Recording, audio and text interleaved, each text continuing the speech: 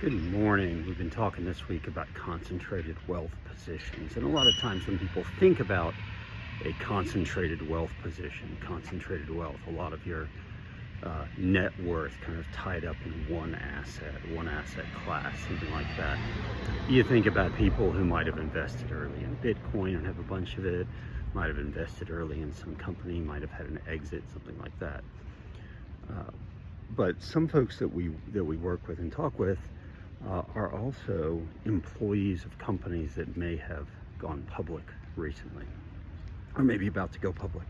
And so all those employees are now have a very concentrated wealth position where all of a sudden they go from being potentially, a salaried employee, maybe with some benefits, 401k and such, but now all of a sudden they might have hundreds of thousands or millions of dollars potentially tied up in the publicly traded stock of the company.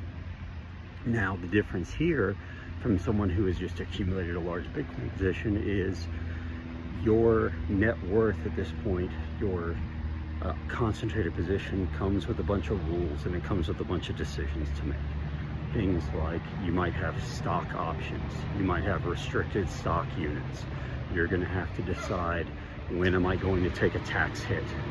When am I going to exercise my options? At what price?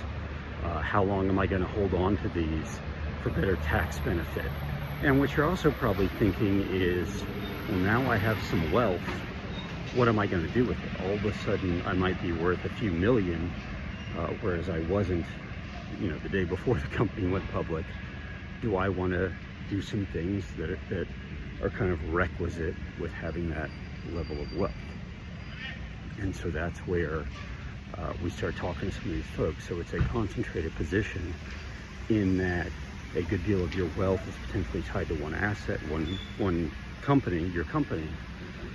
But you have to make some decisions, some planning decisions, some tax decisions, some liquidity decisions. Sometimes it's you want to have that wealth, but you have to come out of pocket with cash for the tax bill that might be there. Sometimes it's just a timing thing. Sometimes you can only sell or you can only exercise your options certain times of year. Do you have the cash to exercise the options? When would the tax bill come due? And most importantly, of course, what are the needs and goals of your families? You can't always let the proverbial tax tail wag the dog. Sometimes if you want something, if you have been looking to buy a house, if you need a new car, if there's something else you want to pay for, you want to take a vacation, those are things to think through too.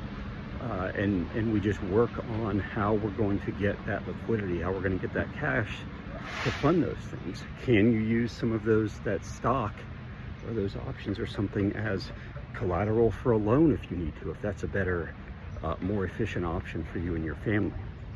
How do you feel about that kind of debt? Those kinds of things. So again, the concentrated position is not always because you invested in something early or you sold your business.